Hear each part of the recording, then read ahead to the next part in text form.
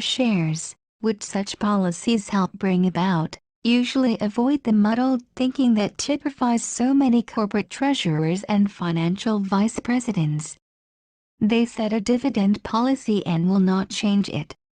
They will let stockholders know what this policy is. They may substantially change the dividend but seldom the policy.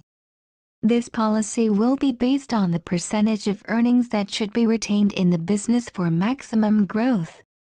For younger and rapidly growing companies, it may be that no dividends at all will be paid for so many years. Then when assets have been brought to the point where the depreciation flow back is greater, from 25 to 40% of profits will be paid out to stockholders. For older companies, this payout ratio will vary from company to company. However, in no case will the rough percentages govern the exact amount paid out. This would make each year's dividend different from that of the year before. This is just what stockholders do not want, since it makes impossible independent long-range planning on their part. What they desire is a set amount approximating these percentages and paid out regularly, quarterly, semi-annually, or annually, as the case may be. As earnings grow, the amount will occasionally be increased to bring the payout up to the former percentage. This, however, will only be done when funds are otherwise available for taking advantage of all the good opportunities for growth that the management is uncovering, and b. there is every reason to believe that this new regular rate can be maintained from this time on, after allowing for all reasonable probabilities of a subsequent downturn in the business or the appearance of additional opportunities for growth.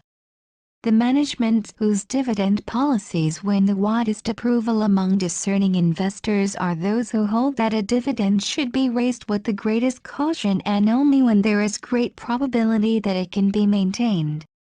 Similarly, only in the gravest of emergencies should such dividends be lowered. It is surprising how many corporate financial officers will approve the paying of one-shot extra dividends. They do this even though such unanticipated extra dividends almost always fail to leave a permanent impact on the market price of their shares, which should indicate how contrary such policies are to the desires of most long-range investors. No matter how wise or foolish a dividend policy may be, a corporation can usually in time get an investor following which likes the particular policy, provided that the corporation follows the policy consistently. Many stockholders, whether it is to their best interests or not, still like a high rate of return. Others like a low rate. Others like none at all. Some like a very low rate combined with a small regular annual stock dividend. Others do not want this stock dividend, preferring the low rate by itself. If a management selects one of these policies in line with its natural needs, it usually builds up a stockholder group which likes and comes to expect the continuation of such a policy. A wise management wishing to obtain investment prestige for its stock will respect that desire for continuity. There is perhaps a close parallel between setting policy in regard to dividends and setting policy on opening a restaurant. A good restaurant man might build up a splendid business with a high-priced venture. He might also build up a splendid business with an attractive place selling the best possible meals at the lowest possible prices. Or he could make a success of Hungarian, Chinese, or Italian cuisine. Each would attract a following. People would come there expecting a certain kind of meal. However, with all his skill, he could not possibly build up a clientele if one day he served the costliest meals, the next day low-priced ones, and then without warning served nothing but exotic dishes. The corporation that keeps shifting its dividend policies becomes as unsuccessful in attracting a permanent shareholder following. Its shares do not make the best long-range investments. As long as dividend policy is consistent, so that investors can plan ahead with some assurance. This whole matter of dividends is a far less important part of the investment picture than might be judged from the endless arguments frequently heard about the relative desirability of this dividend policy or that. The large groups in the financial community that would dispute this view fail to explain the number of stocks that have offered no prospect of anything but below average yield for years ahead, yet which have done so well for their owners. Several examples of such stocks have already been mentioned. Another typical investment of this type is Romantas. This stock first became publicly available in 1949, when a group of investment bankers purchased a large block held by the Eileen property custodian and reoffered it publicly. The public offering price was $41.25 at that time. The stock was paying only $1.00 in dividends, supplemented by stock dividends. Many investors felt that in view of the low yield the stock was unattractive for conservative investment.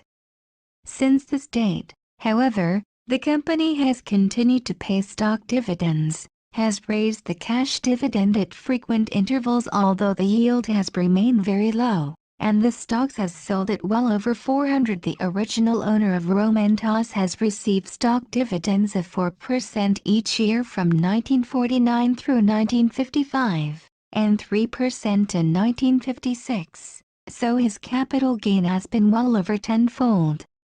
Actually, dividend considerations should be given the least, not the most, weight by those desiring to select outstanding stocks. Perhaps the most peculiar aspect of this much-discussed subject of dividends is that those giving them the least consideration usually end up getting the best dividend return. Worthy of repetition here is that over a span of 5 to 10 years, the best dividend results will come not from the high-yield stocks but from those with the relatively low yield. So profitable are the results of the ventures opened up by exceptional managements that while they still continue the policy of paying out a low proportion of current earnings, the actual number of dollars paid out progressively exceed what could have been obtained from high-yield shares. Why shouldn't this logical and natural trend continue in the future? 5 don'ts for investors. 1. Don't buy into promotional companies. Close to the very heart of successful investing is finding companies which are developing new products and processes or exploiting new markets. Companies that have just started or are about to be started are frequently attempting to do just this. Many of them are formed to develop a colorful new invention. Many are started to participate in industries, such as electronics, in which there is great growth potential. Another large group is formed to discover mineral or other natural wealth, a field where the rewards for success can be outstanding. For these reasons, young companies not yet earning a profit on their operations may at first glance appear to be of investment value. There is another argument which frequently increases interest. This is that by buying now when the first shares are offered to the public, there is a chance to get in on the ground floor. The successful company is now selling at several times the price at which it was originally offered. Therefore, why wait and have somebody else make all this money? Instead, why not use the same methods of inquiry and judgment in finding the outstanding new enterprise now being promoted as can be used in finding the outstanding established corporation? From the investment standpoint, I believe there is a basic matter which puts any company without at least 2 or 3 years of commercial operation and 1 year of operating profit in a completely different category from an established company, even one so small that it may not have more than $1 million of annual sales. In the established company, all the major functions of the business are currently operating. The investor can observe the company's production, sales, cost accounting, management teamwork, and all the other aspects of its operations. Perhaps even more important, he can obtain the opinion of other qualified observers who are in a position to observe regularly some or all of these points of relative strength or weakness in the company under consideration. In contrast, when a company is still in the promotional stage, all an investor or anyone else can do is look at a blueprint and guess what the problems and the strong points may be. This is a much more difficult thing to do. It allows a much greater probability of error in the conclusions reached. Actually, it is so difficult to do that no matter how skillful the investor, it makes it impossible to obtain even a fraction of the batting average for selecting outstanding companies that can be attained if judgment is confined to established operations. All too often, young promotional companies are dominated by one or two individuals who have great talent for certain phases of business procedure but are lacking in other equally essential talents. They may be superb salesmen but lack other types of business ability. More often they are inventors or production men, totally unaware that even the best products need skillful marketing as well as manufacture. The investor is seldom in a position to convince such individuals of the skills missing in themselves or their young organizations. Usually he is even less in a position to point out to such individuals where such talents may be found. For these reasons, no matter how appealing promotional companies may seem at first glance, I believe their financing should always be left to specialized groups. Such groups have management talent available to bolster up weak spots as unfolding operations uncover them. Those who are not in a position to supply such talent and to convince new managements of the need of taking advantage of such help will find investing in promotional companies largely a disillusioning experience. There are enough spectacular opportunities among established companies that ordinary individual investors should make it a rule never to buy into a promotional enterprise, no matter how attractive it may appear to be. 2. Don't ignore a good stock just because it is traded over the counter. The attractiveness of unlisted stocks versus those listed on a stock exchange is closely related to the marketability of one group as against the other. Everyone should recognize the importance of marketability. Normally, most if not all buying should be confined to stocks which can be sold should a reason, either financial or personal, arise for such selling. However, some confusion seems to exist in the minds of investors as to what gives adequate protection in this regard and what does not. This in turn gives rise to even more confusion concerning the desirability of those stocks not listed on any exchange. Such stocks are commonly called over-the-counter stocks. The reason for this confusion lies in basic changes that have come over common stock buying in the last quarter century, changes that make the markets of the 1950s very different even from those as recent as the never-to-be-forgotten 1920s. During most of the 1920s and in all of the period before that, the stockbroker had as customers a relatively small number of rather rich men. Most buying was done in large blocks, frequently in multiples of thousands of shares. The motive was usually to sell out to someone else at a higher price. Gambling rather than investment was the order of the day. Buying on margin, that is, with borrowed funds, was then the accepted method of operation. Today a very large percentage of all buying is on a cash basis. Many things have happened to change these colorful markets of the past. High income and inheritance tax rates are one. A more important influence is a tendency toward a leveling of incomes that continues year after year in every section of the United States. The very rich and the very poor each year grows smaller in number. Each year the middle groups grow larger. This has produced a steady shrinkage of big stock buyers, and an even greater growth of small stock buyers. Along with them has come a tremendous growth in another class of stock buyer, the institutional buyer. the investment trust, the pension and profit-sharing trusts. Even to some degree, the trust departments of the great banks do not represent a few big buyers. Rather, they are a few professional managers entrusted with handling the collective savings of innumerable small buyers. Partly as a result of all this, and partly as a cause helping to bring it about, basic changes have come in our laws and institutions as they affect the stock market. The Securities and Exchange Commission has been created to prevent the type of manipulation and pool operation that spurred on the rampant stock market gambling of the past. Rules are in force limiting margin buying to a fraction of what was formerly considered customary. But most important of all, as already discussed in an earlier chapter, the corporation of today is a very different thing from what it used to be. For the reasons already explained, today's corporation is designed to be far more suitable as an investment medium for those desiring long-range growth than as a vehicle for in-and-out trading. All this has profoundly changed the marketplace. It undoubtedly represents tremendous improvement, however, at the expense of marketability. The liquidity of the average stocks has decreased rather than increased.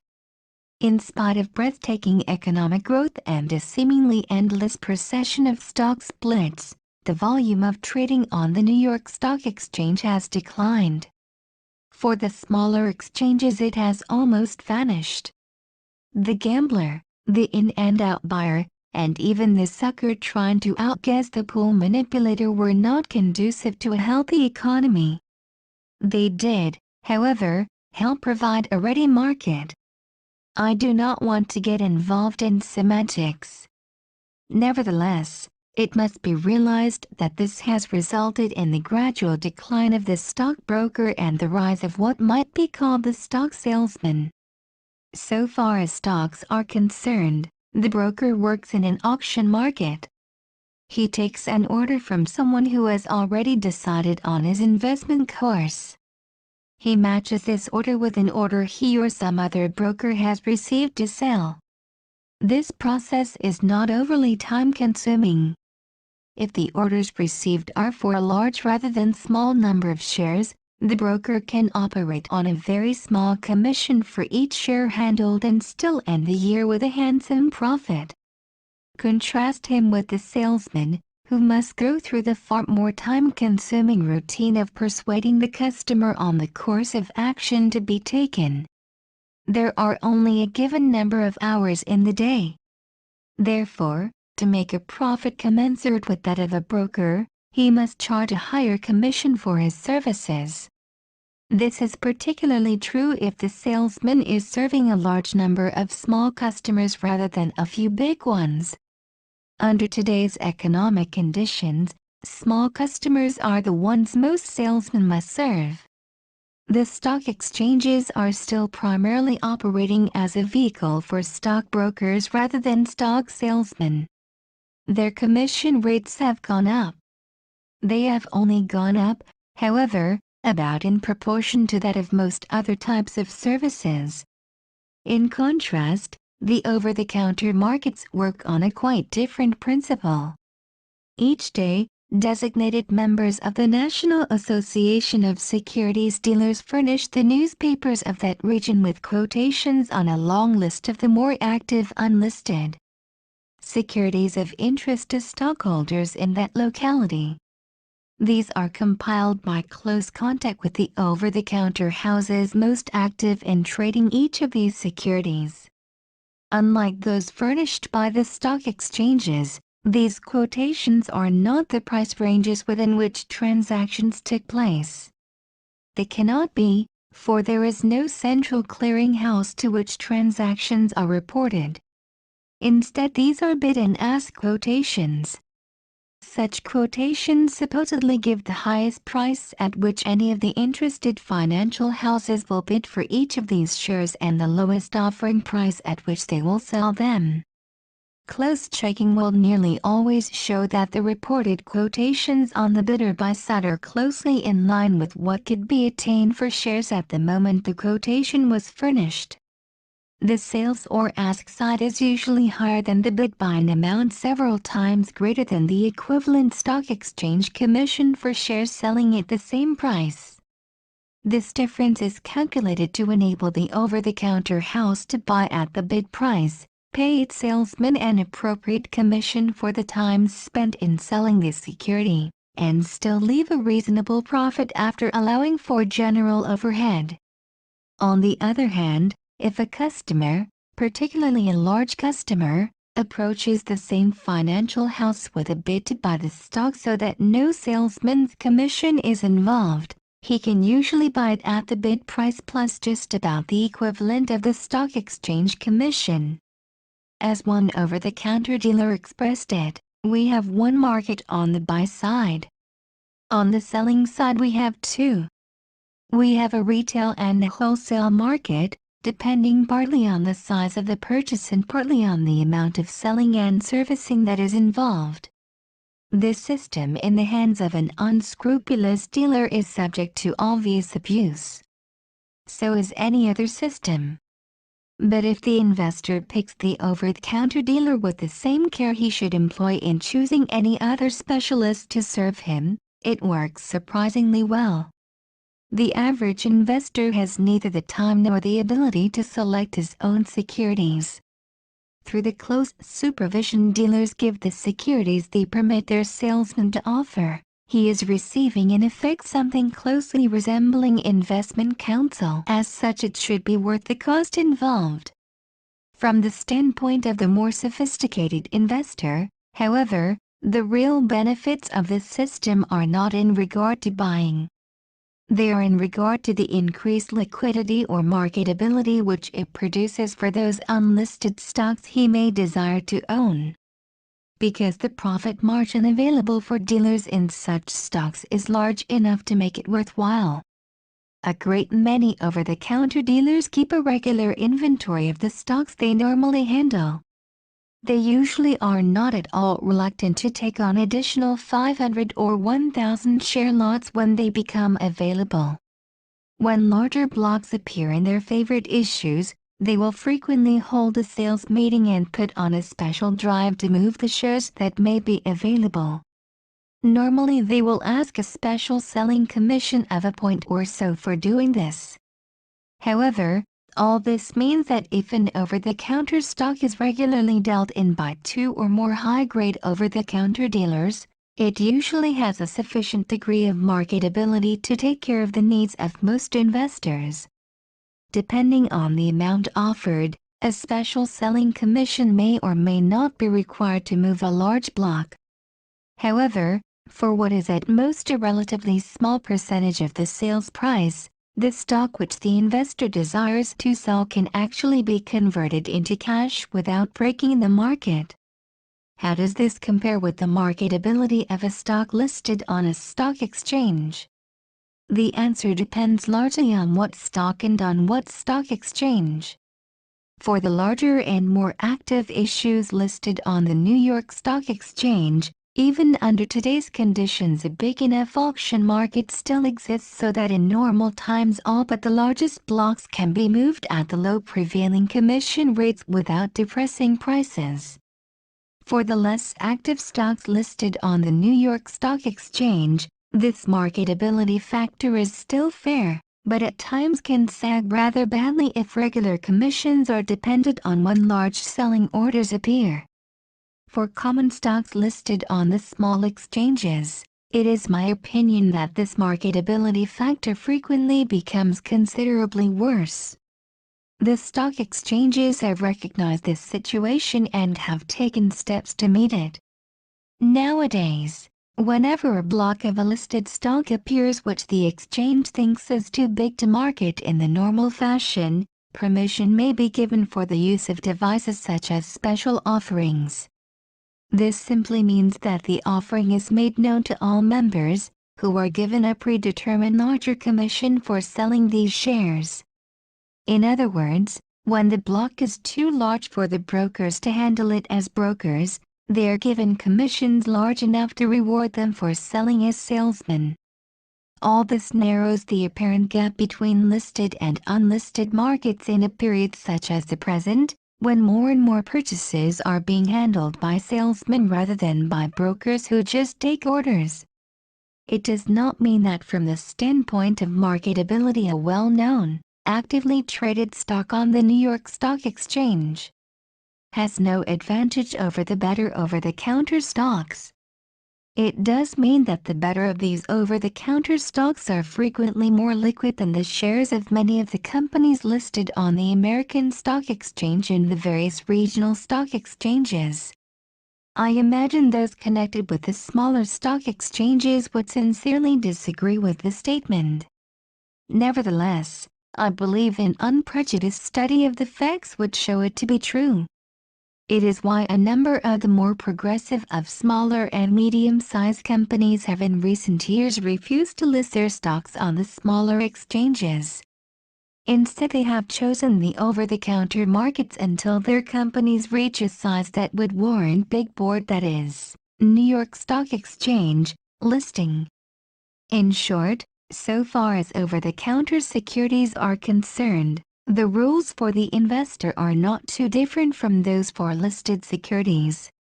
First, be very sure that you have picked the right security. Then be sure you have selected an able and conscientious broker. If an investor is on sound ground in both these respects, he need have no fear of purchasing stock just because it is traded over the counter rather than on an exchange. 3. Don't buy a stock just because you like the tone of its annual report. Investors are not always careful to analyze just what has caused them to buy one stock rather than another. If they did, they might be surprised how often they were influenced by the wording and format of the general comments in a company's annual report to stockholders. This tone of the annual report may reflect the management's philosophies, policies, or goals with as much accuracy as the audited financial statement should reflect the dollars and cents results for the period involved. The annual report may also, however, reflect little more than the skill of the company's public relations department in creating an impression about the company in the public mind. There is no way of telling whether the president has actually written the remarks in an annual report, or whether a public relations officer has written them for his signature. Attractive photographs and nicely colored charts do not necessarily reflect a close-knit and able management team working in harmony and with enthusiasm. Allowing the general wording and tone of an annual report to influence a decision to purchase a common stock is much like buying a product because of an appealing advertisement on a billboard. The product may be just as attractive as the advertisement. It also may not be. For a low-priced product, it may be quite sensible to buy in this way, to find out how attractive the purchase really is. With a common stock, however, few of us are rich enough to afford impulse buying. It is well to remember that annual reports nowadays are generally designed to build up stockholder goodwill. It is important to go beyond them to the underlying facts. Like any other sales tool, they are prone to put a corporation's best foot forward. They seldom present balanced and complete discussions of the real problems and difficulties of the business. Often they are too optimistic. If, then, an investor should not let a favorable reaction to the tone of an annual report overly influence his subsequent action, how about the opposite? Should he let an unfavorable reaction influence him? Usually not, for again it is like trying to appraise the contents of a box by the wrapping paper on the outside. There is one important exception to this, however. This is when such reports fail to give proper information on matters of real significance to the investor. Companies which follow such policies are usually not the ones most likely to provide the background for successful investment. 4. Don't assume that the high price at which a stock may be selling in relation to earnings is necessarily an indication that further growth in those earnings has largely been already discounted in the price. There is a costly error in investment reasoning that is common enough to make it worthy of special mention. To explain it, let us take a fictitious company. We might call it the XYZ Corporation. XYZ has qualified magnificently for years in regard to our 15 points.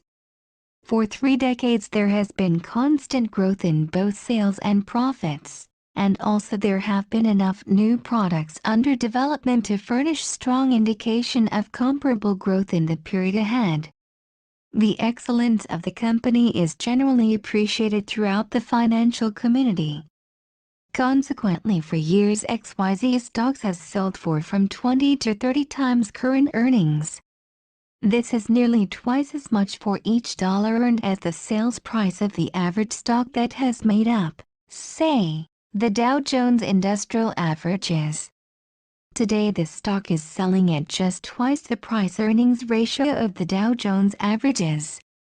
This means that its market price is twice as high in relation to each dollar it is earning as is the average of the stocks comprising these Dow Jones Averages in relation to each dollar they are earning.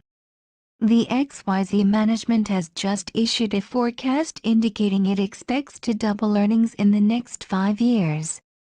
On the basis of the evidence at hand, the forecast looks valid. Whereupon a surprising number of investors jump to false conclusions. They say that since XYZ is selling twice as high as stocks in general, and since it will take 5 years for XYZ's earnings to double, the present price of XYZ stock is discounting future earnings ahead. They are sure the stock is overpriced. No one can argue that a stock discounting its earnings 5 years ahead is likely to be overpriced. The fallacy in their reasoning lies in the assumption that 5 years from now XYZ will be selling on the same price-earnings ratio as will the average Dow Jones stock with which they compare it. For 30 years this stock, because of all those factors which make it an outstanding company, has been selling at twice the price-earnings ratio of these other stocks. Its record has been rewarding to those who have placed their faith in it. If the same policies are continued, 5 years from now its management will bring out still another group of new products that in the ensuing decade will swell earnings in the same way that new products are increasing earnings now and others did 5, 10, 15, and 20 years ago. If this happens, why shouldn't the stock sell 5 years from now for twice the price-earnings ratio of these more ordinary stocks just as it is doing now and has done for many years past? If it does, and if the price-earnings ratio of all stocks remain about the same, XYZ's doubling of earnings 5 years from now will also cause its price to have doubled in the market over this 5-year period. On this basis, this stock, selling at its normal price-earnings ratio, cannot be said to be discounting future earnings at all. Obvious, isn't it? Well, look around you and see how many supposedly sophisticated investors get themselves crossed up on this matter of what price-earnings ratio to use in considering how far ahead a stock is actually discounting future growth. This is particularly true if a change has been taking place in the background of the company being studied. Let us now consider the ABC Company instead of the XYZ Corporation. The two companies are almost exactly alike except that the ABC Company is much younger. Only in the last 2 years has its fundamental excellence been appreciated by the financial community to the point that its shares too are now selling at twice the price-earnings ratio of the average Dow Jones stock.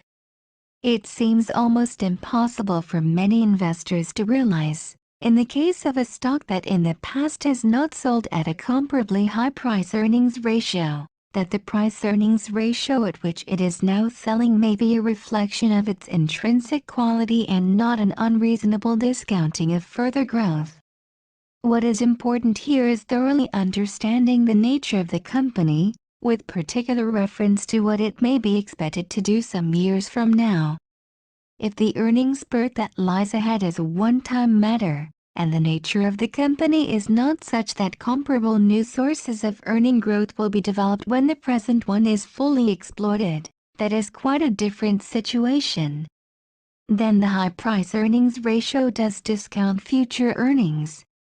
This is because, when the present spurt is over, the stock will settle back to the same selling price in relation to its earnings as run-of-the-mill shares. However, if the company is deliberately and consistently developing new sources of earning power, and if the industry is one promising to afford equal growth spurts in the future, the price-earnings ratio 5 or 10 years in the future is rather sure to be as much above that of the average stock as it is today. Stocks of this type will frequently be found to be discounting the future much less than many investors believe. This is why some of the stocks that at first glance appear highest priced may, upon analysis, be the biggest bargains. 5. Don't quibble over rates and quarters.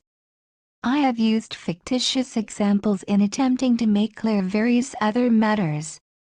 This time I will use an actual example.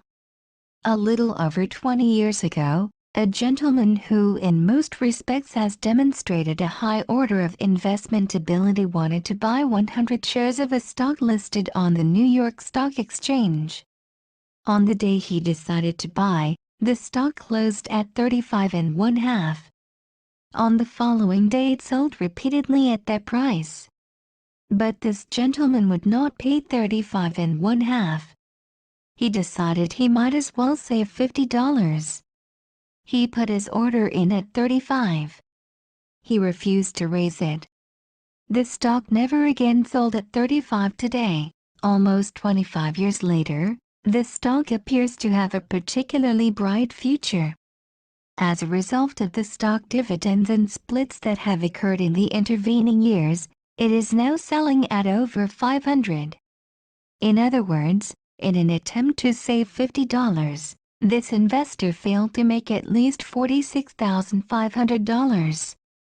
Furthermore, there is no question that this investor would have made the $46,500, because he still has other shares of this same company which he bought at even lower figures.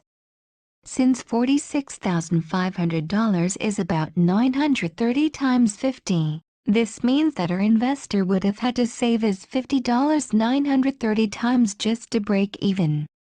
Obviously, following a course of action with this kind of odds against it borders on financial lunacy. This particular example is by no means an extreme one.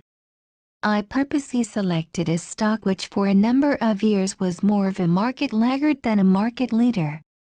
If our investor had picked any one of perhaps 50 other growth stocks listed on the New York Stock Exchange, missing $3,500 worth of such stock in order to save $50 would have cost a great deal more than the $46,500. For the small investor wanting to buy only a few hundred shares of a stock, the rule is very simple. If the stock seems the right one and the price seems reasonably attractive at current levels, buy at the market.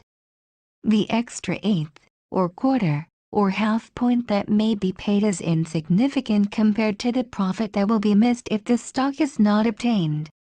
Should the stock not have this sort of long-range potential, I believe the investor should not have decided to buy it in the first place. For the larger investor, wanting perhaps many thousands of shares, the problem is not quite as simple. For all but a very small minority of stocks, the available supply is usually sufficiently limited that an attempt to buy at the market even half of this desired amount could well cause a sizable advance in quotations. This sudden price rise might, in turn, produce two further effects. both tending to make accumulating a block of this stock even more difficult. The price spurt by itself might be enough to arouse the interest and competition of other buyers. It might also cause some of those who have been planning to sell to hold their shares off the market with the hope that the rise might continue. What then should a large buyer do to meet this situation? He should go to his broker or securities dealer. He should disclose to him exactly how much stock he desires to buy. He should tell the broker to pick up as much stock as possible but authorize him to pass up small offerings if buying them would arouse many competitive bids. Most important, he should give his broker a completely free hand on price up to a point somewhat above the most recent sale. How much above should be decided in consultation with the broker or dealer after. Taking into account such factors as the size of the block desired, the normal activity of the shares, how eager the investor may be for the holding, and any other special factors that might be involved. The investor may feel he does not have a broker or dealer upon whom he may rely as having sufficient judgment or discretion to handle something of this sort. If so, he should proceed forthwith to find a broker or dealer in whom such confidence can be placed. After all, doing exactly this sort of thing is the primary function of a broker or the trading department of a securities dealer. 5 more don'ts for investors. 1. Don't overstress diversification. No investment principle is more widely acclaimed than diversification. Some cynics have hinted that this is because the concept is so simple that even stockbrokers can understand it. Be that as it may, there is very little chance of the average investor being influenced to practice insufficient diversification. The horrors of what can happen to those who put all their eggs in one basket are too constantly being expounded. Too few people, however, give sufficient thought to the evils of the other extreme. This is the disadvantage of having eggs in so many baskets, that a lot of the eggs do not end up in really attractive baskets, and it is impossible to keep watching all the baskets after the eggs get put into them. For example, among investors with common stock holdings having a market value of $250,000 to $500,000, the percentage who own 25 or more different stocks is appalling. It is not this number of 25 or more which itself is appalling. Rather, it is that in the great majority of instances only a small percentage of such holdings is in attractive stocks about which the investor or his advisor has a high degree of knowledge. Investors have been so oversold on diversification that fear of having too many eggs in one basket has caused them to put far too little into companies they thoroughly know and far too much in others about which they know nothing at all.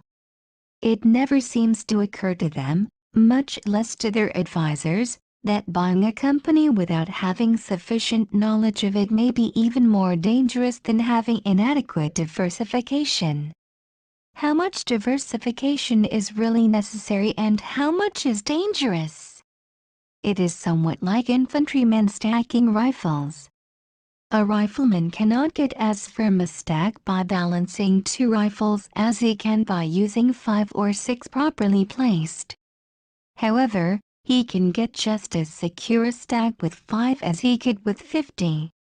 In this matter of diversification, however, there is one big difference between stacking rifles and common stocks. With rifles, the number needed for a firm stack does not usually depend on the kind of rifle used. With stocks, the nature of the stock itself has a tremendous amount to do with the amount of diversification actually needed. Some companies, such as most of the major chemical manufacturers, have a considerable degree of diversification within the company itself. While all of their products may be classified as chemicals, many of these chemicals may have most of the attributes found in products from completely different industries.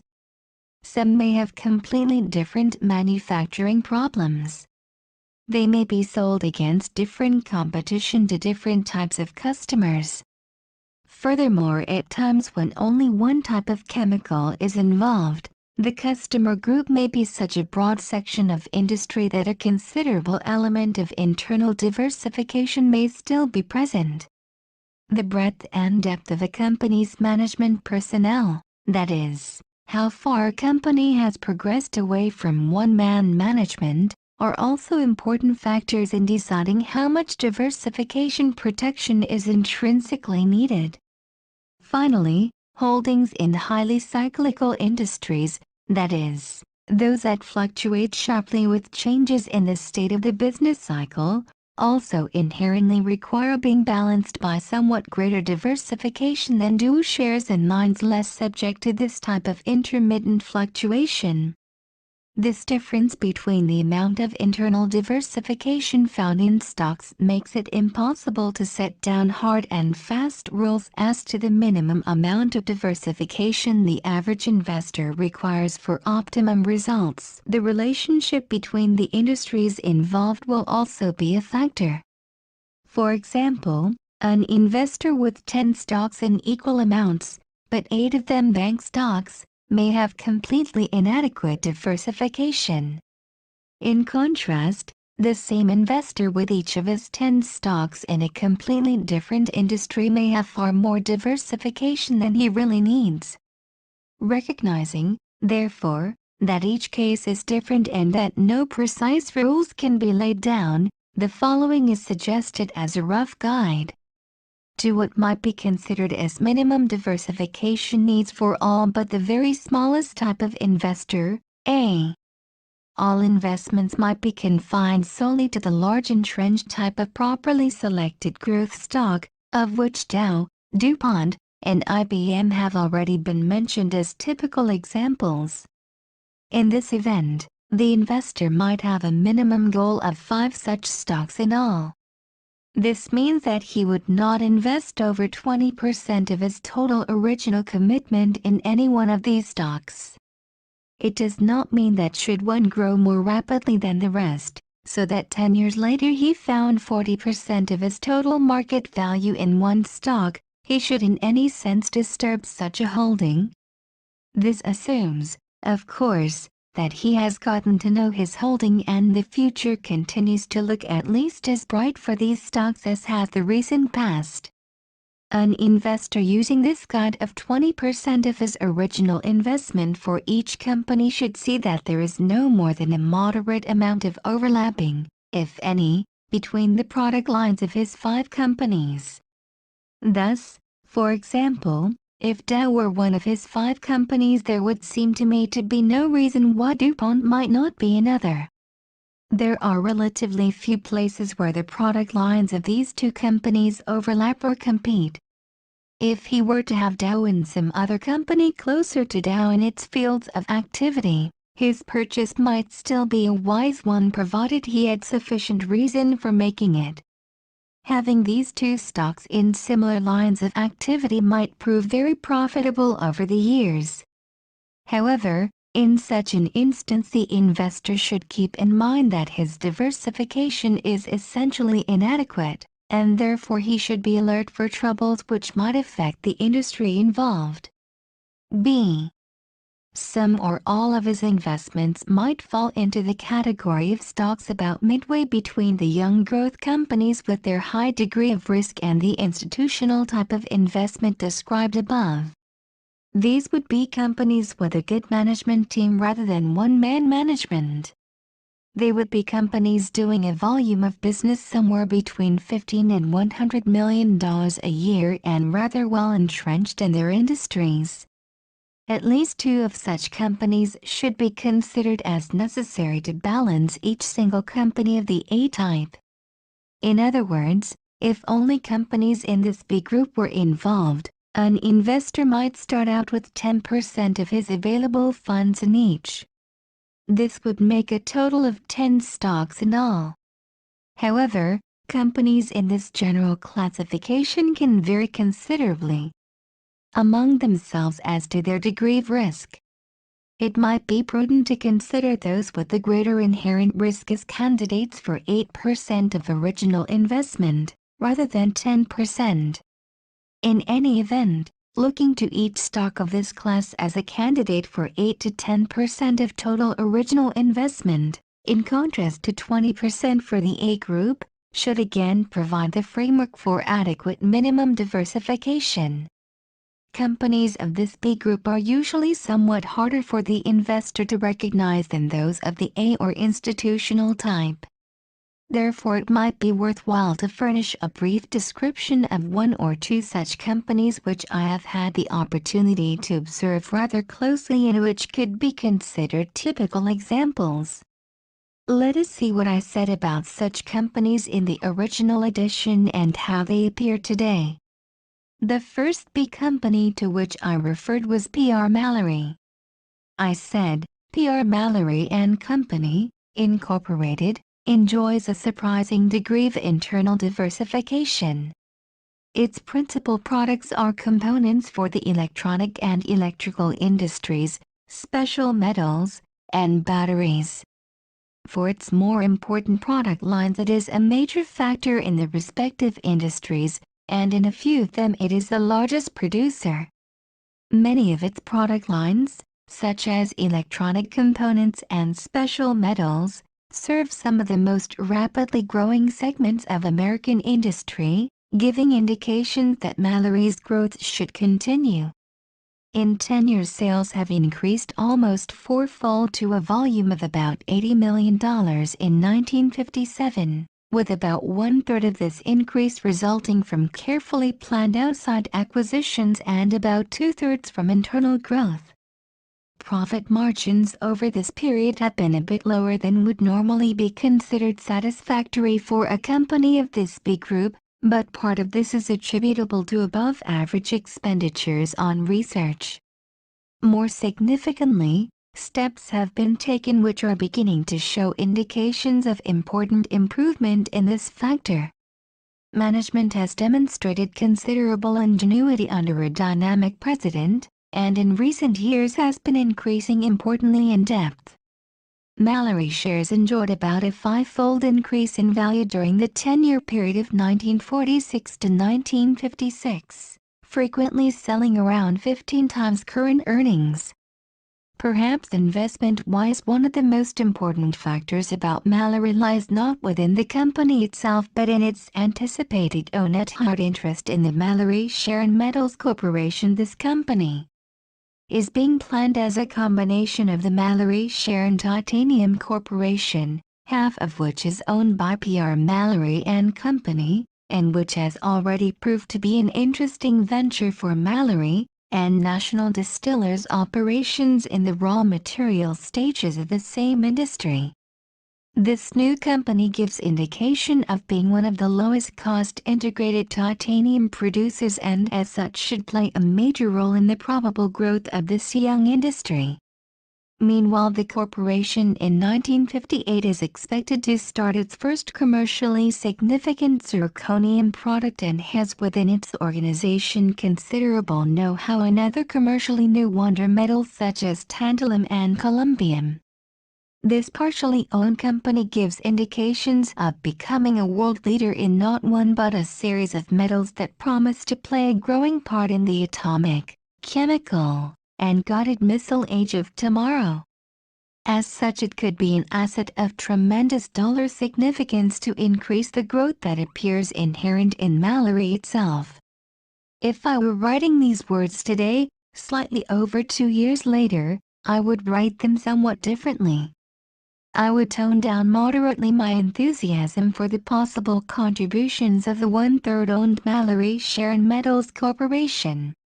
I think everything I said 2 years ago could still occur. However, particularly so far as titanium is concerned, I believe it may take longer to find and develop sizable markets for this metal than had seemed to be the case 2 years ago.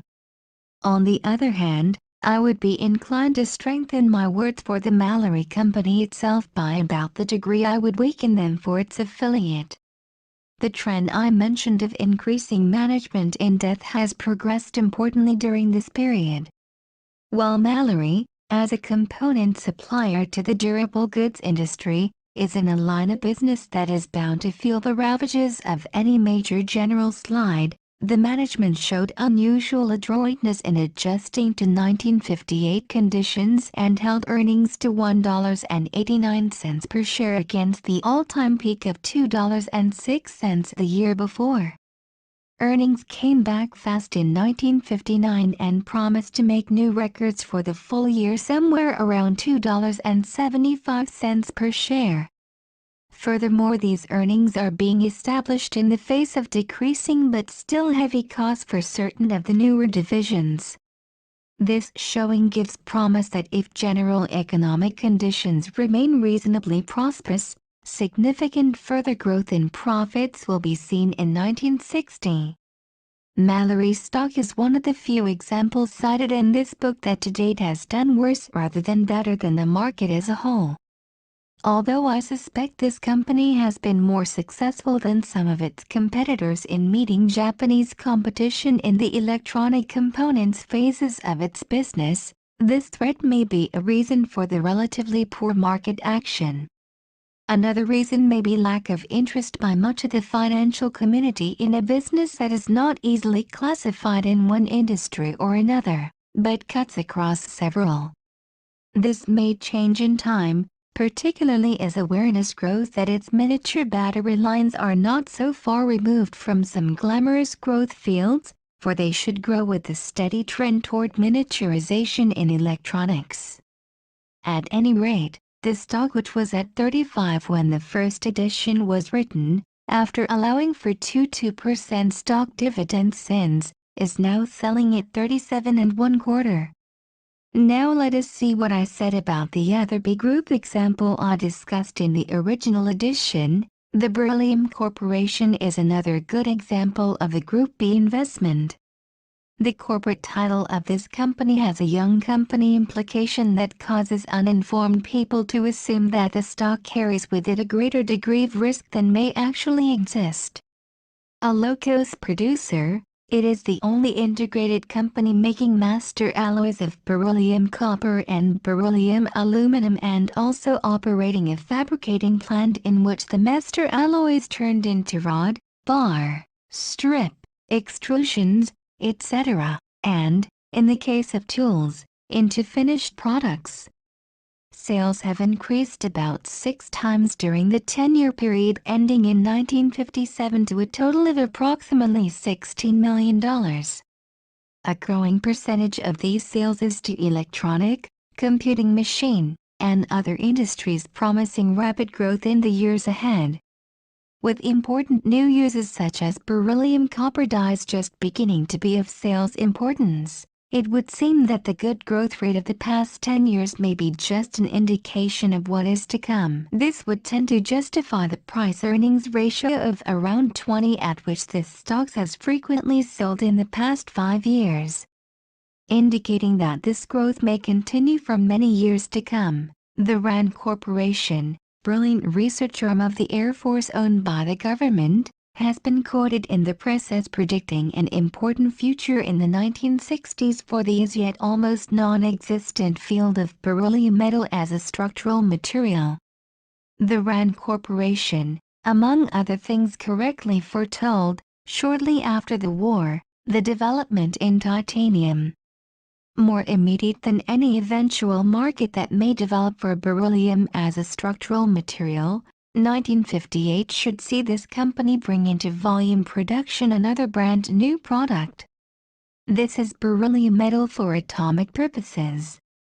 This product, being made in a completely separate plant from the older master alloy lines, is under long-term contract to the Atomic Energy Commission. It gives indications of having a big future in the nuclear industry, where demand will probably occur from both government and private industry sources. Management is alert. In fact, this company qualifies rather favorably under our 15 points in regard to all aspects but one, where the deficiencies realized and steps have already been started to correct it. As in the case of Mallory, The past 2 years have brought both pluses and minuses to the picture I portrayed at that time. However, the favorable developments seem to have by far outweighed the unfavorable, as should be the case if a company is to prove the right sort of investment. On the unfavorable side, the prospects for beryllium copper dyes, mentioned 2 years before, appear to have lost much of their luster, and the long-term growth curve of the entire alloy end of the business may be somewhat less brisk than indicated in that description. Meanwhile, nuclear demand for beryllium metal over the next few years appears to be somewhat less now than it was then. However, possibly far outbalancing this, there are steadily increasing signs that there may be a most dramatic growth in the demand for beryllium metal for many types of airborne purposes. The start of this demand is already here. It is appearing in so many places and for so many different kinds of products that no one is safe in predicting what its limitations may be. This may not prove quite as favorable as might otherwise be judged, for it may make the field so attractive as to bring threats of a major competitive technological breakthrough from some company not now in the field. However, fortunately, the company may have made major strides in strengthening itself in the only one of our 15 points where it had been weak. This was in its research activities. How has the stock responded to all this? When the first edition was written, it was at 16.16, after allowing for the various stock dividends that have been paid since. Today it is at 26.5, a gain of 64%. A few other companies, with which I am somewhat less familiar but which I believe have management, trade position, growth prospects, and other characteristics which easily qualify them as good examples of this B group are Foot Minerals Company, Friden Calculating Machine Co., Incorporated, and Sprague Electric Company. Each of these companies has proven a highly desirable investment for those who have held the shares for a period of years. Sprague Electric roughly quadrupled in value during the 1947 to 1957 period. Friden's stock was first offered to the public in 1954, but in less than 3 years it had increased about 2.5 times in market value. By 1957 it was selling at better than 4 times the price at which blocks of stock are believed to have changed hands privately about a year prior to this public offering. These price increases, satisfactory as they might appear to most investors, were relatively minor compared to what has happened to the shares of the Foot Minerals Company. The stock was listed on the New York Stock Exchange early in 1957. Prior to that time the stock was traded over the counter and was first available to the public in 1947. At that time the stock was selling at about $40 per share. Due to stock dividends and split-ups, the investor who purchased 100 shares at the time of the original financing in 1947 and held on now has over 2,400 shares. The stock recently sold at approximately $50. C. Finally, there are the small companies with staggering possibilities of gain for the successful, but complete or almost complete loss of investment for the unsuccessful. I have already pointed out elsewhere why I believe the amount, if any, of such securities in an investment list should vary according to the circumstances and goals of the particular investor. However, there are 2 good rules to follow in regard to investments of this type. One has already been mentioned. Never put any funds into them that you cannot afford to lose. The other is that larger investors should never at the time of the original investment put over 5% of available funds into any one such company.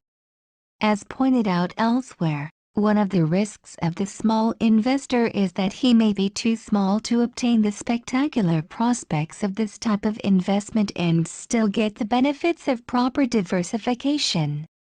In the original edition, I referred to Ampex as it was in 1953 and Alox in 1956 as examples of the huge potential but high-risk companies that fall into the C classification. How have these companies done since? Alox, which was at 10 when the first edition was completed, is at 7.58 today. In contrast, Ampex's market performance continues brilliant and demonstrates why once an outstanding management has proven itself and fundamental conditions have not changed, shares should never be sold just because the stock has had a huge rise and may seem temporarily high-priced.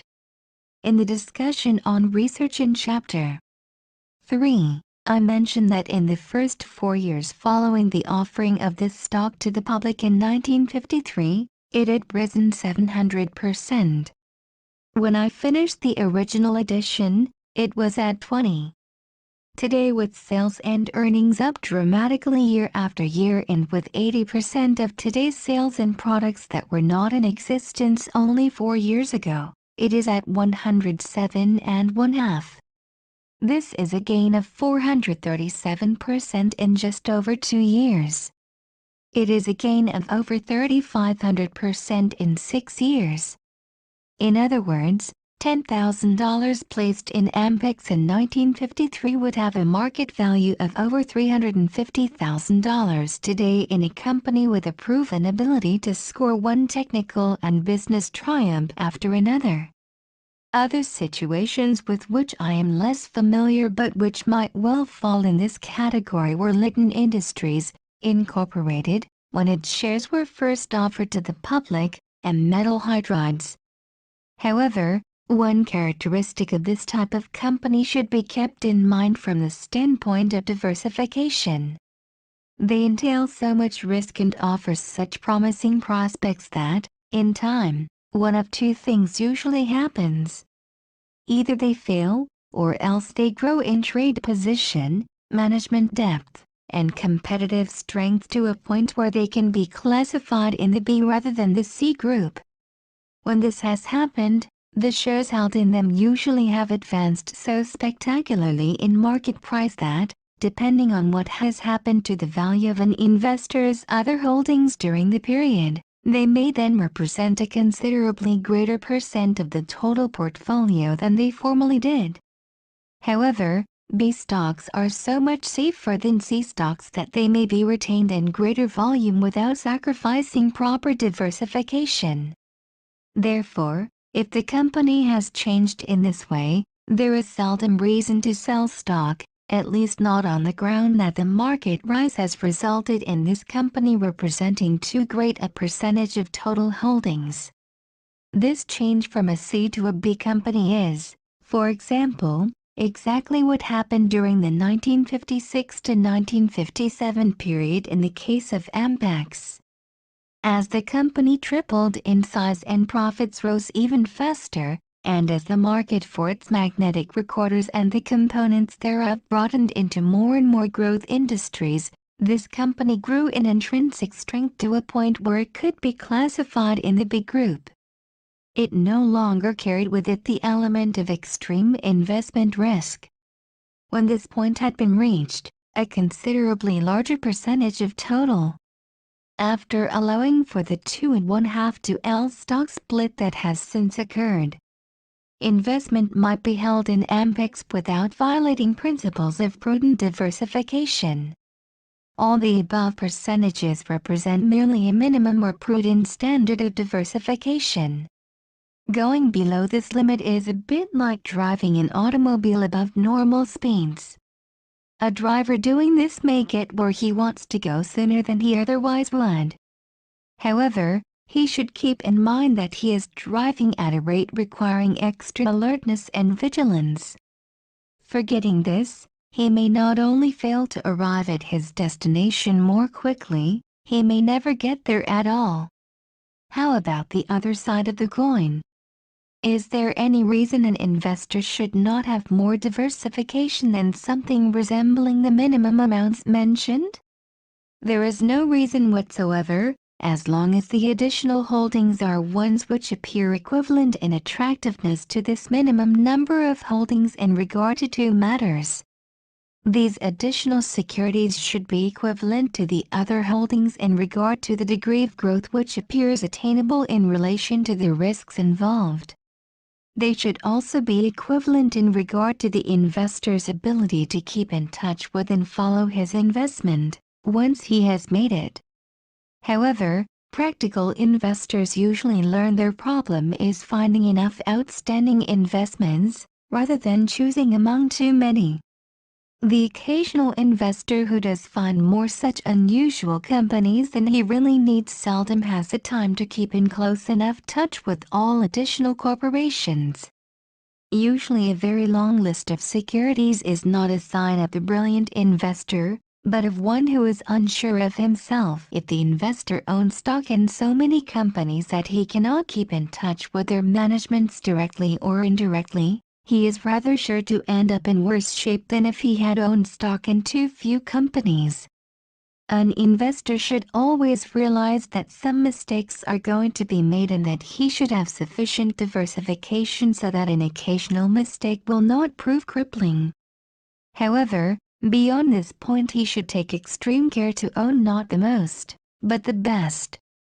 In the field of common stocks, a little bit of a great many can never be more than a poor substitute for a few of the outstanding.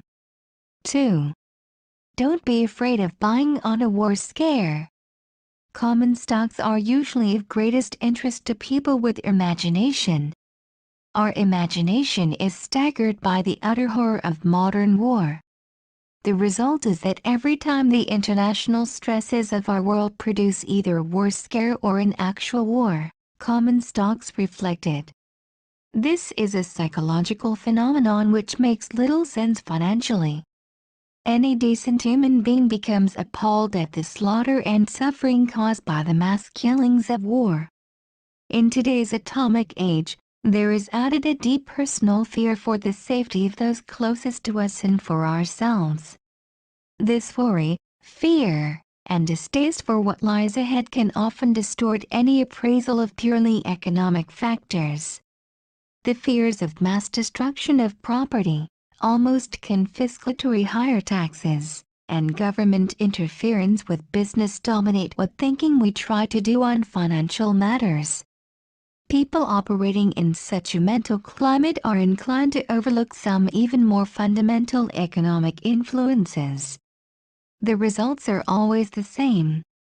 Through the entire 20th century, with a single exception, every time major war has broken out anywhere in the world or whenever American forces have become involved in any fighting whatever, the American stock market has always plunged sharply downward.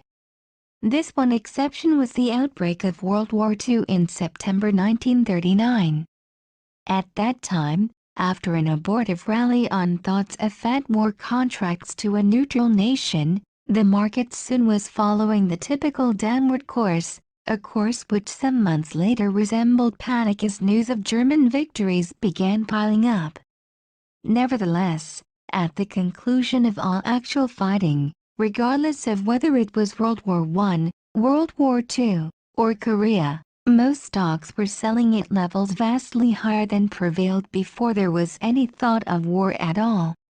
Furthermore, at least 10 times in the last 22 years, news has come of other international crises which gave threat of major war. In every instance, stocks dipped sharply on the fear of war and rebounded sharply as the war scare subsided. What do investors overlook that causes them to dump stocks both on the fear of war and on the arrival of war itself, even though by the end of the war stocks have always gone much higher than lower? They forget that stock prices are quotations expressed in money. Modern war always causes governments to spend far more than they can possibly collect from their taxpayers while the war is being waged. This causes a vast increase in the amount of money, so that each individual unit of money, such as a dollar, becomes worth less than it was before. It takes lots more dollars to buy the same number of shares of stock. This, of course, is the classic form of inflation. In other words, war is always bearish on money. To sell stock at the threatened or actual outbreak of hostilities so as to get into cash is extreme financial lunacy. Actually, just the opposite should be done. If an investor has about decided to buy a particular common stock and the arrival of a full-blown war scare starts knocking down the price, he should ignore the scare psychology of the moment and definitely begin buying. This is the time when having surplus cash for investment becomes least, not most, desirable. However, here a problem presents itself. How fast should he buy? How far down will the stock go? As long as the downward influence is a war scare and not war, there is no way of knowing. If actual hostilities break out, the price would undoubtedly go still lower, perhaps a lot lower. Therefore, the thing to do is to buy, but buy slowly and at a scale down on just a threat of war. If war occurs, then increase the tempo of buying significantly. Just be sure to buy into companies either with products or services the demand for which will continue in wartime, or which can convert their facilities to wartime operations. The great majority of companies can so qualify under today's conditions of total war and manufacturing flexibility. Do stocks actually become more valuable in wartime, or is it just money which declines in value? That depends on circumstances. By the grace of God, our country has never been defeated in any war in which it has engaged. In war, particularly modern war, the money of the defeated side is likely to become completely or almost worthless, and common stocks would lose most of their value. Certainly, if the United States were to be defeated by Communist Russia, both our money and our stocks would become valueless. It would then make little difference what investors might have done. On the other hand, if the war is won or stalemated, what happens to the real value of stocks will vary with the individual war and the individual stock. In World War I, when the enormous pre-war savings of England and France were pouring into this country, most stocks probably increased their real worth even more than might have been the case if the same years had been a period of peace. This, however, was a one-time condition that will not be repeated. Expressed in constant dollars, that is, in real value, American stocks in both World War II and the Korean period undoubtedly did fare less well than if the same period had been one of peace. Aside from the crushing taxes, there was too great a diversion of effort from the more profitable peacetime lines to abnormally narrow-margin defense work. If the magnificent research effort spent on these narrow-margin defense projects could have been channeled to normal peacetime lines, stockholders' profits would have been far greater, assuming, of course, that there would still have been a free America in which any profits could have been enjoyed at all. The reason for buying stocks on war or fear of war is not that war, in itself, is ever again likely to be profitable to American stockholders. It is just that money becomes even less desirable, so that stock prices, which are expressed in units of money, always go up. 3. Don't forget your Gilbert and Sullivan. Gilbert and Sullivan are hardly considered authorities on the stock market. Nevertheless, we might keep in mind their flowers that bloom in the spring, tra-la, which, they tell us, have nothing to do with the case. There are certain superficial financial statistics which are frequently given an undeserved degree of attention by many investors. Possibly it is an exaggeration to say that they completely parallel Gilbert and Sullivan's flowers that bloom in the spring. Instead of saying they have nothing to do with the case, we might say they have very little to do with it. Foremost among such statistics are the price ranges at which a stock has sold in former years. For some reason, The first thing many investors want to see when they are considering buying a particular stock is a table giving the highest and lowest price at which that stock has sold in each of the past 5 or 10 years. They go through a sort of mental mumbo-jumbo and come up with a nice round figure, which is the price they are willing to pay for the particular stock. Is this illogical? Is it financially dangerous? The answer to both questions is emphatically yes. It is dangerous because it puts the emphasis on what does not particularly matter, and diverts attention from what does matter. This frequently causes investors to pass up a situation in which they would make big profits in order to go into one where the profits will be much smaller. To understand this, we must see why the mental process is so illogical. What makes the price at which a stock sells? It is the composite estimate at that moment of what all those interested think the corrective value of such shares may be. It is the composite appraisal of the outlook for this company by all potential buyers and sellers, weighted by the number of shares each buyer or seller is disposed to bid for or offer, in relation to a similar appraisal, at the same moment, of the outlook for other companies with their individual prospects. Occasionally, something like forced liquidation will produce a moderate deviation from this figure. This happens when a large holder presses stock on the market for reasons, such as liquidating an estate or paying off a loan, which may not be directly related to the seller's view of the real value of the shares. However, such pressures usually cause only moderate variation from the composite appraisal of the prevailing price of the shares, since bargain hunters normally step in to take advantage of the situation, which thereby adjusts itself. The point which is of real significance is that the price is based on the current appraisal of the situation. As changes in the affairs of the company become known, these appraisals become correspondingly more or less favorable. In relation to other stocks, these particular shares then move up or down. If the factors appraised were judged correctly, the stock becomes permanently more or less valuable in relation to other stocks.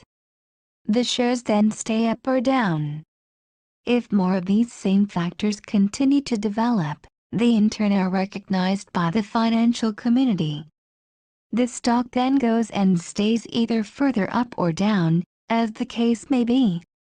Therefore, the price at which the stock sold 4 years ago may have little or no real relationship to the price at which it sells today. The company may have developed a host of able new executives, a series of new and highly profitable products, or any number of similar desirable attributes that make the stock intrinsically worth 4 times as much in relation to the price of other stocks as it was worth 4 years ago. The company might have fallen into the hands of an inefficient management and slipped so badly in relation to competition that the only way recovery could occur would be through the raising of much new capital. This might force such a dilution of the shares that the stock today could not possibly be worth more than a quarter of the price of 4 years ago. Against this background, it can be seen why investors so frequently pass up stocks which would have brought them huge future gains, for ones where the gain is very much smaller. By giving heavy emphasis to the stock that hasn't gone up yet, they are unconsciously subscribing to the delusion that all stocks go up about the same amount and that the one that has already risen a lot will not climb further, while the one that has not yet gone up has something to it. Nothing could be further from the truth. The fact that a stock has or has not risen in the last several years is of no significance whatsoever in determining whether it should be bought now.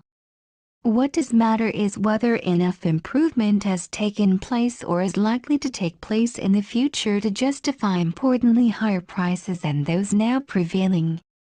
Similarly, many investors will give heavy weight to the per-share earnings of the past 5 years in trying to decide whether a stock should be bought.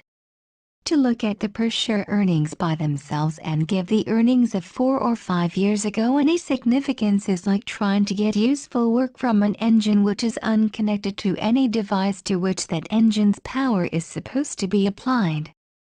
Just knowing, by itself, that 4 or 5 years ago a company's per-share earnings were either 4 times or a quarter of this year's earnings has almost no significance in indicating whether a particular stock should be bought or sold. Again, what counts is knowledge of background conditions. An understanding of what probably will happen over the next several years is of overriding importance. The investor is constantly being fed a diet of reports and so-called analyses largely centered around these price figures for the past 5 years. He should keep in mind that it is the next 5 years' earnings, not those of the past 5 years, that now matter to him. One reason he is fed such a diet of back statistics is that if this type of material is put in a report, it is not hard to be sure it is correct. If more important matters are gone into, subsequent events may make the report look quite silly. Therefore, there is a strong temptation to fill up as much space as possible with indisputable facts, whether or not the facts are significant. However, many people in the financial community place emphasis on this type of prior year statistics for a different set of reasons. They seem to be unable to grasp how great can be the change in just a few years' time in the real value of certain types of modern corporations. Therefore, they emphasize these past earnings records in a sincere belief that detailed accounting descriptions of what happened last year will give a true picture of what will happen next year. This may be true for certain classes of regulated companies such as public utilities. For the type of enterprise which I believe should interest an investor desiring the best results for his money, it can be completely false. A striking example of this centers around events with which I had the good fortune to be quite familiar. In the summer of 1956, an opportunity arose to buy a fair-sized block of shares in Texas Instruments, Incorporated, from its principal officers who were also its largest stockholders. Careful study of this company revealed that it rated not just well but magnificently in regard to our 15-point test. Reason for the officers to sell appeared entirely legitimate. This occurs frequently in true growth companies. Their holdings had already advanced so much that several of them had become millionaires so far as their holdings in their own company were concerned. In contrast, their other assets were relatively negligible. Therefore, particularly since they were selling but a tiny part of the shares they owned, some diversification seemed entirely in order. The ever-present possibility of estate tax liability alone would be sufficient to make such a course prudent from the standpoint of these key executives, regardless of the future of their company. At any rate, negotiations were completed to acquire these shares at a price of 14. This represented 20 times the anticipated 1956 per share earnings of about 70 cents. To anyone who gave particular weight to past statistics, this seemed well beyond the bounds of prudence. Per share earnings had been reported at 39 cents, 40 cents, 48 cents, and 50 cents for the prior 4 years of 1952 to 1955 respectively, hardly an exciting growth record.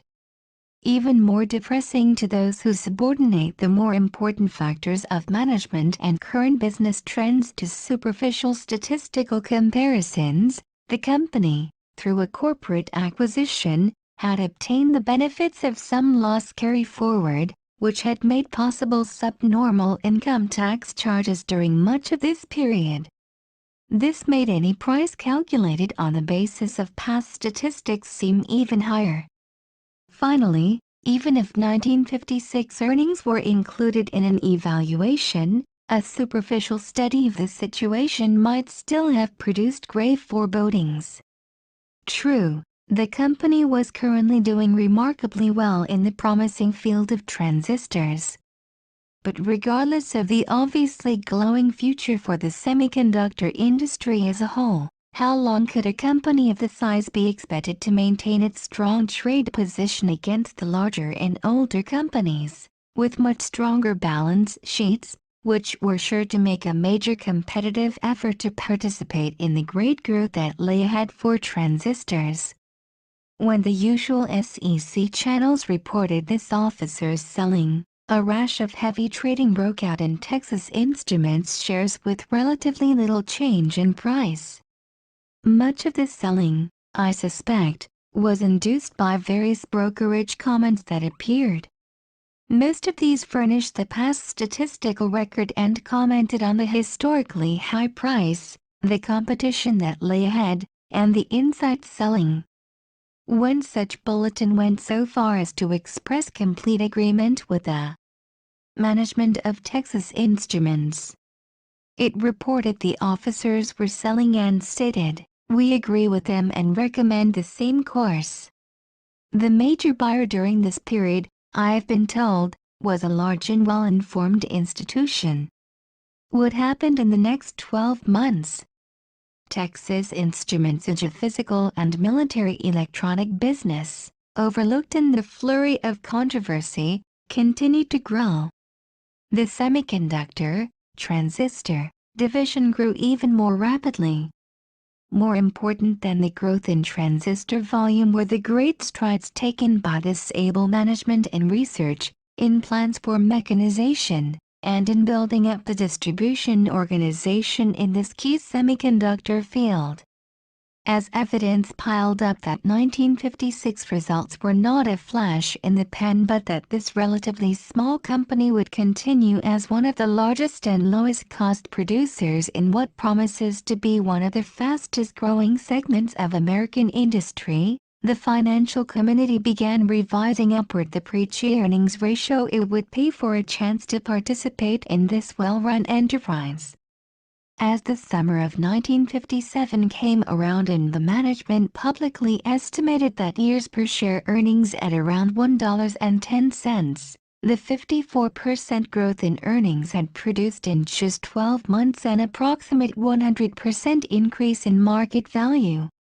In the original edition I went on to say, "I suspect that if the headquarters of the principal divisions of this company were not located in Dallas and Houston, but were situated along the northern half of the Atlantic seaboard or in the Los Angeles metropolitan area, where more financial analysts and other managers of important funds could more easily learn about the company, this price-earnings ratio might have gone even higher during this period. If, as appears probable, Texas Instruments sales and earnings continue their sharp upward trend for some years to come, it will be interesting to see whether this continued growth, of itself, does not in time provide some further upward change in the price-earnings ratio.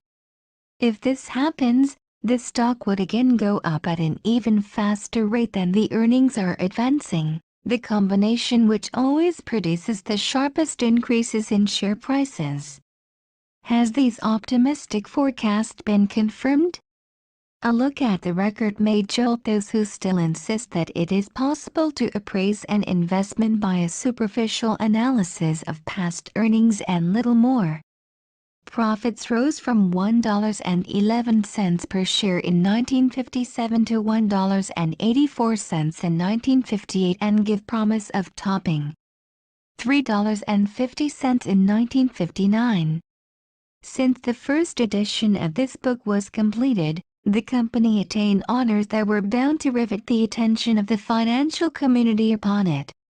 In 1958, in the face of competition from some of the generally acclaimed giants of the electronics and electrical equipment industry, International Business Machines Corporation, overwhelmingly the largest electronic calculating machine manufacturer in the world, selected Texas Instruments to be its associate for joint research effort in the application of semiconductors to this type of equipment.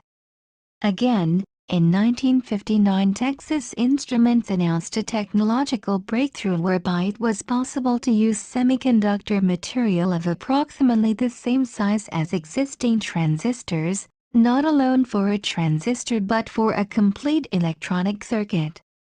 What this may bring about in the way of miniaturization almost staggers the imagination. As the company has grown, its unusually able product research and development groups have increased proportionately. Today, few informed people have much doubt that the company's long series of technical and business firsts will continue in the years ahead. How has the market price of these shares responded to all this?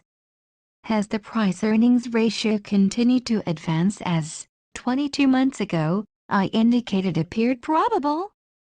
The record would appear to be in the affirmative. Per-share earnings have a little more than tripled since 1957. The stock is up over 5 times from the price of 26.5 at which it was selling when the first edition was completed. The current price, incidentally, represents a gain of better than 1,000% from the price of 14, which was mentioned in the original edition as the price at which a fair-sized block of the stocks had been bought less than 3.5 years before. In spite of the steep rise, it will be interesting to see whether further gains in sales and earnings in the years ahead do not produce still more worthwhile appreciation.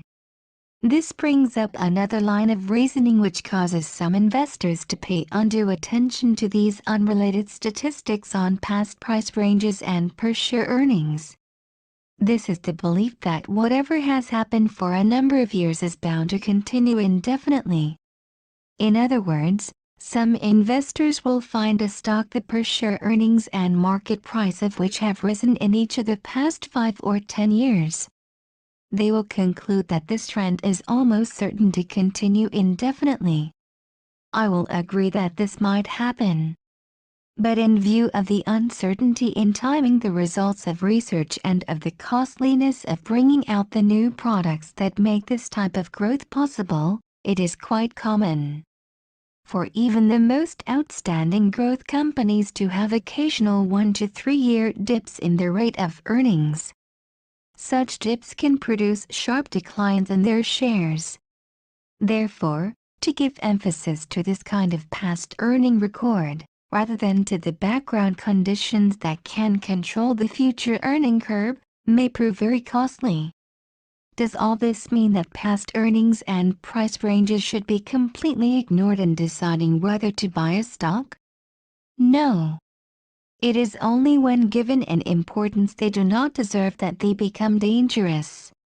They are helpful as long as it is realized they are only auxiliary tools to be used for specialized purposes and not major factors in deciding the attractiveness of a common stock. Thus, for example, a study of per-share earnings for various prior years will throw considerable light on how cyclical a stock may be, that is, on how much the company's profits will be affected by the varying stages of the business cycle. More important, comparing past per-share earnings with price ranges will furnish the price-earnings ratio at which the stock sold in the past. This serves as a base from which to start measuring what the price-earnings ratio may be in the future. Here again, however, it must be kept in mind that it is the future and not the past which governs. Perhaps the shares for years have steadily sold at only 8 times earnings. Now, however, changes in management, establishment of an outstanding research department, etc., are putting the company into the class that is currently selling around 15 times earnings instead of 8. Then anyone estimating future earnings and figuring the anticipated value of the shares at only 8 instead of 15 times earnings might again be leaning too heavily on past statistics. I headed this subdivision of my comments "Don't forget your Gilbert and Sullivan." Perhaps I should have headed it "Don't be influenced by what doesn't matter." Statistics of former years' earnings and particularly of per-share price ranges of these former years quite frequently have nothing to do with the case. 4. Don't fail to consider time as well as price in buying a true growth stock. Let us consider an investment situation that occurs frequently. A company qualifies magnificently as to the standards set up under our 15 points. Furthermore, very important gains in earning power are going to appear about a year from now, due to factors about which the financial community is, as yet, completely unaware. Even more important, there are strong indications that these new sources of earnings are going to grow importantly for at least several years after that. Under normal circumstances, this stock would obviously be a buy. However, there is a factor that gives us pause. Success of other ventures in prior years has given this stock so much glamour in the financial world that if it were not for these new and generally unknown influences, this stock might be considered to be reasonably priced around 20 and out of all reason at its present price of 32. Assuming that 5 years from now these new influences could easily cause it to be fully worth 75, should we, right now, pay 32, or 60% more than we believe the stock is worth? There is always the chance that these new developments might not turn out to be as good as we think. There is also the possibility that this stock might sink back to what we consider its real value of 20. Confronted with this situation, many conservative investors would watch quotations closely. If the stock got near 20, they would buy it eagerly. Otherwise, they would leave the shares alone. This happens often enough to be worthy of somewhat closer analysis. Is there anything sacred about our figure of 20?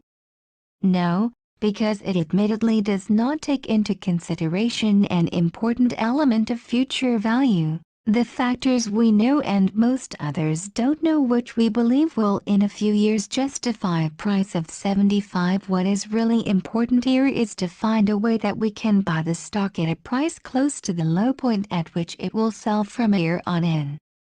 Our concern is that if we buy at 32, the stock may subsequently go somewhere around 20.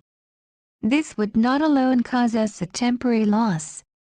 More significant, it would mean that if the stock subsequently went to 75, we would have for our money only about 60% of the shares that we could have gotten if we had waited and bought at 20, assuming that in 20 years still other new ventures would have given these shares a value not of 75 but of 200. This factor of the total number of shares we could have obtained for our money would prove extremely important. Fortunately, in a situation of this sort, there is another guidepost which may be relied on, even if some of my friends in the insurance and banking world seem to regard it as about as safe as trying to walk over water. This is to buy the shares not at a certain price, but at a certain date. From a study of other successful ventures carried through in the past by the same company, we can learn that these ventures were reflected in the stock's price at a particular point in their development. Perhaps it averaged about 1 month before these ventures reached the pilot plant stage. Assuming that our company's shares are still selling around 32, why not plan to buy these shares 5 months from today, which will be just 1 month before the pilot plant goes on stream? Of course, the shares can still go down after that. However, even if we had bought these shares at 20, there would have been no positive guarantee against a further drop. If we have a fair chance of buying at about as low a price as possible, aren't we accomplishing our objective, even if we feel that on the basis of the publicly known factors the stock should be lower? Under these circumstances, isn't it safer to decide to buy at a certain date rather than a certain price? Fundamentally, this approach does not ignore the concept of value at all. It only appears to ignore it. Except for the probability that there would be a far greater increase in value coming in the future, it would be just as illogical as some of my financial friends claim it to be to decide to buy on a specific future date rather than at a specific price. However, When the indications are strong that such an increase is coming, deciding the time you will buy rather than the price at which you will buy may bring you a stock about to have extreme further growth at or near the lowest price at which that stock will sell from that time on. After all, this is exactly what you should be trying to do when you make any stock purchase. 5. Don't follow the crowd. There is an important investment concept which is frequently difficult to understand without considerable financial experience. This is because its explanation does not lend itself easily to precise wording. It does not lend itself at all to reduction to mathematical formulae. Time and again throughout this book I have touched upon different influences that have resulted in a common stock going up or down in price. A change in net income, a change in a company's management, appearance of a new invention or a new discovery, a change in interest rates or tax laws. These are but a few random examples of conditions that will bring about a rise or fall in the quotations for a particular common stock. All these influences have one thing in common. They are real occurrences in the world about us. They are actions which have happened or are about to happen. Now we come to a very different type of price influence. This is a change which is purely psychological. Nothing has changed in the outside or economic world at all. The great majority of the financial community merely look upon the same circumstances from a different viewpoint than before. As a result of this changed way of appraising the same set of basic facts, they make a changed appraisal of the price or the price-earnings ratio they will pay for the same shares. There are fads and styles in the stock market just as there are in women's clothes. These can, for as much as several years at a time, produce distortions in the relationship of existing prices to real values almost as great as those faced by the merchant who can hardly give away a rack full of the highest quality knee-length dresses in a year when fashion decrees that they be worn to the ankle. Let me give a specific example. In 1948 I was chatting with a gentleman whom I believe to be an able investment man. He has served as president of the New York Society of Security Analysts, a position which is usually awarded only to the more able in the financial community. At any rate, I had just arrived in New York from a visit to the headquarters of the Dow Chemical Company at Midland, Michigan. I mentioned that earnings for the fiscal year just closing would be at new high levels and that I thought the stock was a real buy. He replied that he felt it was of historic and perhaps statistical interest that a company such as Dow could ever earn this much per share. He felt, however, that these earnings did not make the stock attractive, since it was obvious that the company was enjoying a temporary post-war boom that could not last. He further explained that he felt it was impossible to judge the real value of stocks of this sort until there had occurred the same type of post-war depression that within a few years followed the Civil War in World War I. His reasoning, unfortunately, completely ignored all the potential further increase in value to the stock promised by the many new and interesting products the company was then developing.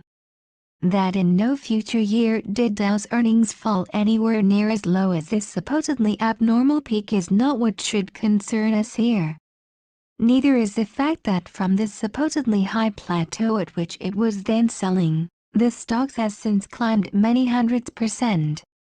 Our interest should be in why this normally able investment man would take this set of facts and derive from it a quite different conclusion as to the intrinsic value of the stock than he would have derived from the same facts in some other year.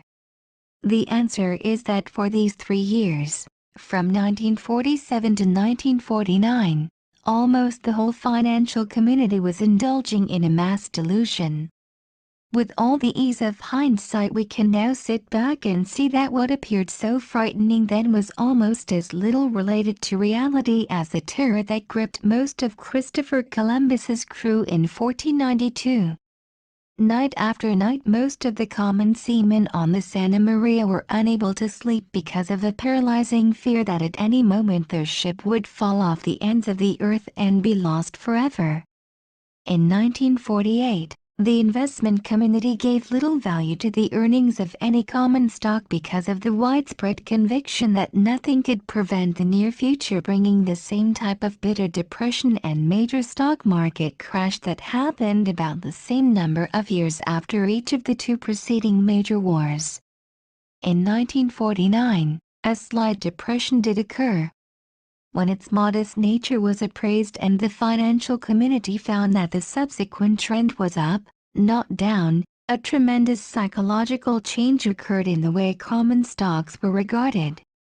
Many common stocks more than doubled in price in the following few years, due to nothing more than this psychological change. Those common stocks which also had the benefit of more tangible outside occurrences improving their fundamental worth did a great deal better than just doubling. These great shifts in the way the financial community appraises the same set of facts at different times are by no means confined to stocks as a whole. Particular industries and individual companies within those industries constantly change in financial favor, due as often to altered ways of looking at the same facts as to actual background occurrences themselves. For example, in certain periods the armament industry has been considered unattractive by the investment community. One of its most outstanding characteristics has been considered to be domination by a single customer, the government. This customer in some years goes in for heavy military procurement, and in others cuts buying way down. Therefore the industry never knows from one year to the next when it may be subject to major contract cancellations and drying up of business. To this must be added the abnormally low profit margin that customarily prevails in government work, and the tendency of the renegotiation laws to take most of what profit is made, but never correspondingly to allow for a mistake in calculations that causes a loss. Furthermore, the constant necessity to keep bidding on new models in a field where engineering changes come continuously means that risk and turmoil are the order of the day. It is impossible, no matter how good your engineering, to standardize anything that gives your company a long-term advantage over the aggressive competition. Finally, there is always the danger that peace might break out with an accompanying decline in business. When this view prevails, as it has many times in the past 20 years, the defense shares sell at a quite low price in relation to their earnings. However, the financial community has at times in the recent past derived other conclusions from the same set of facts. The world situation is such that the need of heavy expenditures for airborne defense equipment will be with us for years. While the total value may vary from year to year, the pace of engineering change is causing more and more expensive equipment to be needed, so that the long-range trend will be upward. This means that the happy investor in these securities will be in one of the few industries which will in no sense feel the next business depression, which sooner or later will be felt by most other industries. While the profit margin is limited by law, so much business is available to the well-run company that this proves no ceiling upon total net profits. When this view prevails, a quite different appraisal is being given to exactly the same background facts. These stocks then sell on a quite different basis. Examples could be given for industry after industry which in the past 20 years has been looked upon first one way, then another, by the financial community, with a resultant change in quoted values. In 1950, pharmaceutical stocks were generally regarded as having about the same set of desirable characteristics usually credited to industrial chemical companies. Endless growth due to the wonders of research and a steady rise in the standard of living seemed to warrant the best of these shares selling at the same ratio to earnings as the best of the chemicals. Then a single manufacturer got into trouble on a heretofore glamorous item.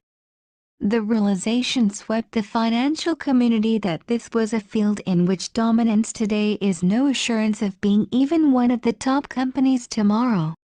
A reappraisal of the entire industry took place.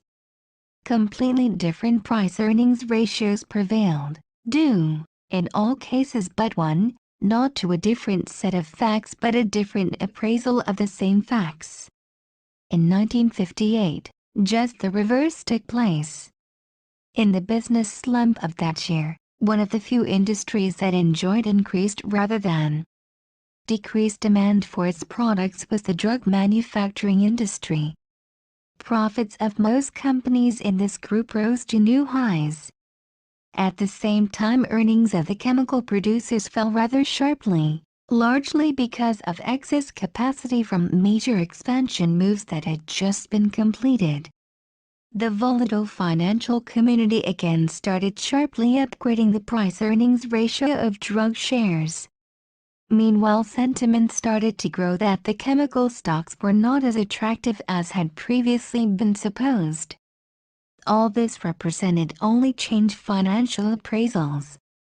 Nothing of fundamental or intrinsic consideration had happened. A year later, some of this new sentiment had already been reversed. As the better chemical companies proved among the first to recover lost earning power and as their growth trend caused profits soon to go to new all-time high levels, they rather quickly regained their temporarily lost prestige.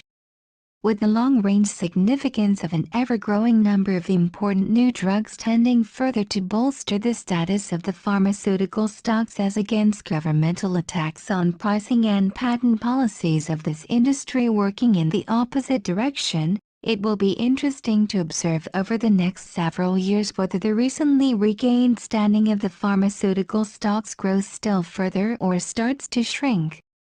In the original edition I went on to give one, then, current example of this same sort of change financial appraisal, by saying, one more example is a change in outlook that is taking place right now.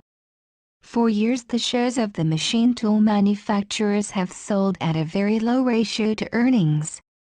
It was almost unanimously felt that machine tools were the epitome of a feast or famine industry. No matter how good such earnings were, they did not mean much because they were just the product of a prevailing boom and could not last. Recently, however, a new school, while by no means predominating the thinking on this subject, has been gaining converts. This school believes that since World War II a fundamental change has taken place affecting these companies. All industry has been swinging from short or long-range planning of capital expenditures. As a result, the cause of extreme fluctuation for the machine tool companies has disappeared. High and rising wage rates will prevent for many years, if not forever, a return to the feast or famine nature of this business. The steady pace of engineering advance has increased and will further increase the pace of obsolescence of this industry's products. Therefore, in place of the largely cyclical pre-war trends, the growth trend of the recent past will continue further into the future. Automation may cause this growth trend to be spectacular. Under the influence of those who think this way, the better machine tool stocks are now appraised on a somewhat more favorable basis in relation to the market as a whole than they were only a few years ago. They still sell at a rather low ratio to earnings because the influence of the feast or famine idea is still strong, even if it is not as strong as it used to be. If the financial community comes more and more to accept this non-cyclical and growth outlook for machine tool stocks, their price-earnings ratio will improve more and more. They will then do much better than the market. If the old feast or famine concept regains its former hold, these shares will sell at a lower ratio to earnings than prevails today. This current machine tool example brings into clear relief what the common stock investor must do if he is to purchase shares to his greatest advantage. He must examine factually and analytically the prevailing financial sentiment about both the industry and the specific company of which he is considering buying shares. If he can find an industry or a company where the prevailing style or mode of financial thinking is considerably less favorable than the actual facts warrant, he may reap himself an extra harvest by not following the crowd. He should be extra careful when buying into companies and industries that are the current darlings of the financial community, to be sure that these purchases are actually warranted, as at times they well may be, and that he is not paying a fancy price for something which, because of too favorable interpretation of basic facts, is the investment fad of the moment. Today, of course, we know the answer to the recent ideas of some that the machine tool industry is no longer feast or famine in its nature. The 1957 recession completely exploded the idea that long-range corporate planning now cushions these stocks from their normal extreme vulnerability to downward movements in the business cycle. However, for every problem of this sort which gets solved, the ever-increasing pace of today's technology opens up a dozen others from which the wise investor can profit if he can think independently of the crowd and reach the right answer when the majority of financial opinion is leaning the other way. Are the exotic fuel stocks and certain of the smaller electronics intrinsically worth the high appraisals being given them today?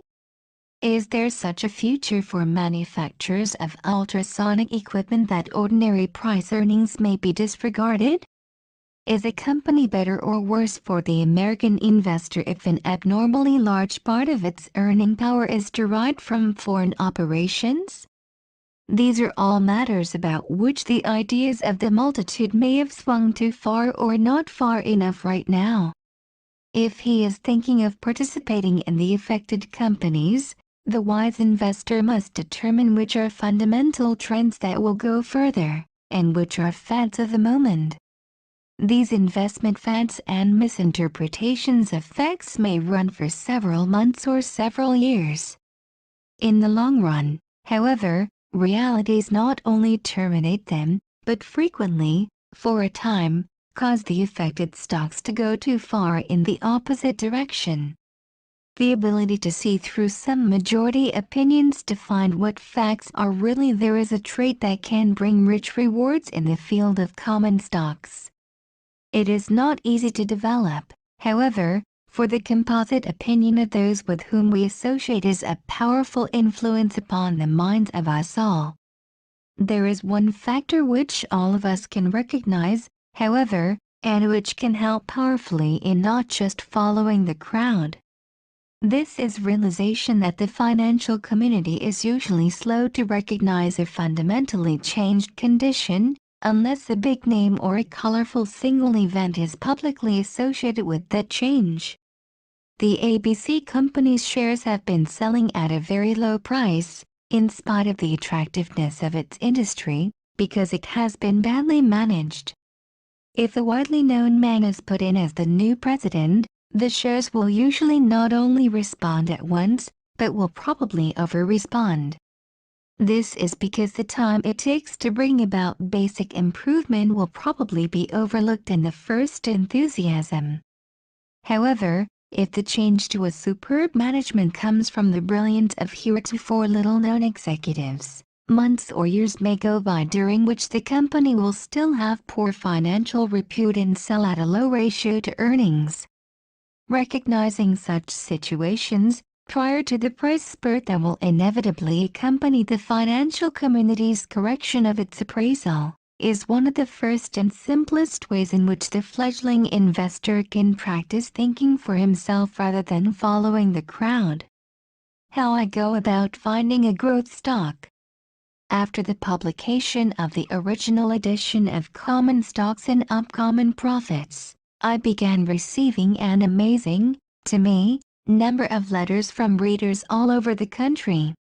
One of the most common requests made was for more detailed data about just what an investor, or his